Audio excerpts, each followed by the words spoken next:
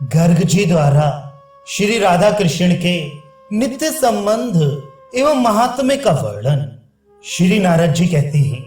तदनंतर ज्ञान शिरोमणि ज्ञानदाता मुनि श्रेष्ठ श्री गर्ग जी यमुना तट पर सुशोभित वृषभानु जी के पुरी में पधारे। छत्र धारण करने से वे दूसरे इंद्र की तथा दंड धारण करने से साक्षात धर्मराज की भांति सुशोभित होते थे।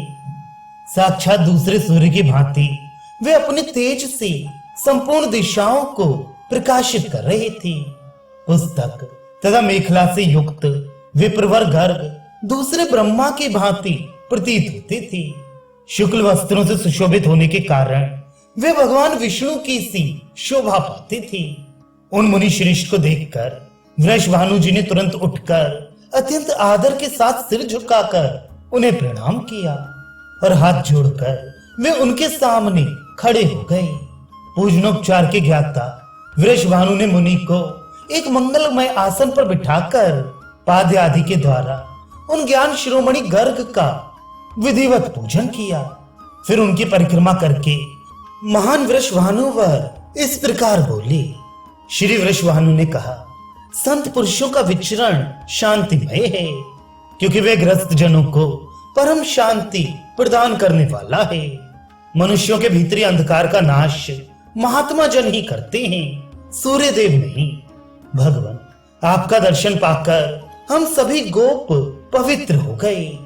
भूमंडल पर आप जैसे साधु महात्मा पुरुष तीर्थों को भी पावन बनाने वाले होते हैं।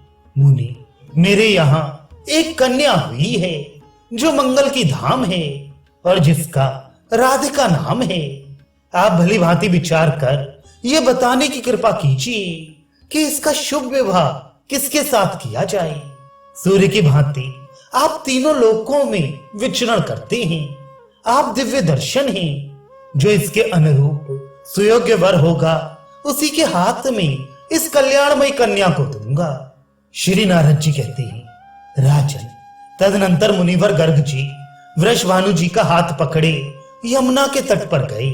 वहां एक निर्जन और अत्यंत सुंदर स्थान था, जहां कालिंदी जल की कल्लोल मालाओं की कलकल ध्वनि सदा गूंजती रहती थी। वहीं गोपेश्वर वृषभानु को बिठाकर धर्मज्ञ मुनीन्द्र गर्ग इस प्रकार कहने लगे। श्री गर्ग जी बोली, वृषभानु जी, एक गुप्त बात है, ये तुम्हें किसी से नहीं कहनी चाहिए। जो असंख्य ब्रह्मांडों के अधिपति, गोलोक धाम के स्वामी, परात्पर तथा साक्षात परिपूर्णतम है, जिनसे बढ़कर दूसरा कोई नहीं है। स्वयं वे ही भगवान श्री कृष्ण नंद के घर में प्रकट हुए हैं। श्री वृषभानु ने कहा, महामुनि, नंद जी का भी भाग्य अद्भुत है, धन्य एवं अवर्णनीय है। अब आप भगवान श्री कृष्ण के अवतार का संपूर्ण कारण मुझे बताइए। श्री गर्ग जी बोले, पृथ्वी का भार उतारने और कंस आदि दुष्टों का विनाश करने के लिए ब्रह्मा जी के प्रार्थना करने पर भगवान श्री कृष्ण पृथ्वी पर अवतीर्ण हुए हैं। उन्हीं परम प्रभु श्री कृष्ण की पटरानी, जो प्रिय श्री राधिका जी गोलोक धाम में विराजती हैं, वे ही तुम्हारे घर पुत्री रूप से प्रकट हुई हैं। तुम उन पराशक्ति राधिका को नहीं जानते। श्री नारद जी कहते हैं, राजन, उस समय गोप वृषभानु के मन में आनंद की बाढ़ आ गई और वे अत्यंत विस्मित हो गए। उन्होंने कलावती कीर्ति को बुलाकर उनके साथ विचार किया। पुनः श्री राधा कृष्ण के प्रभाव को जानकर गोपवर वृषभानु आनंद के आंसू बहाते हुए पुनः महामुनि गर्ग से कहने लगे। श्री वृषभानु ने कहा, द्विजवर, उन्हीं भगवान श्री कृष्ण को मैं अपनी ये कमल नयनी कन्या समर्पण करूंगा। आपने ही मुझे ये सतमार्ग दिखलाया है, अतः आपके द्वारा ही इसका शुभ विवाह संस्कार संपन्न होना चाहिए।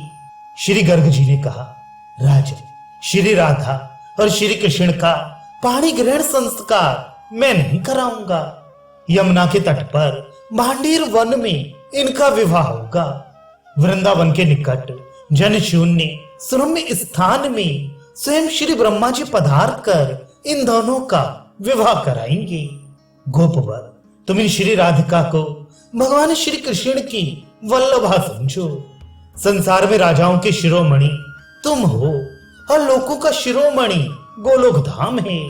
तुम संपूर्ण गोप गोलोक धाम से ही इस भूमंडल पर आई हो।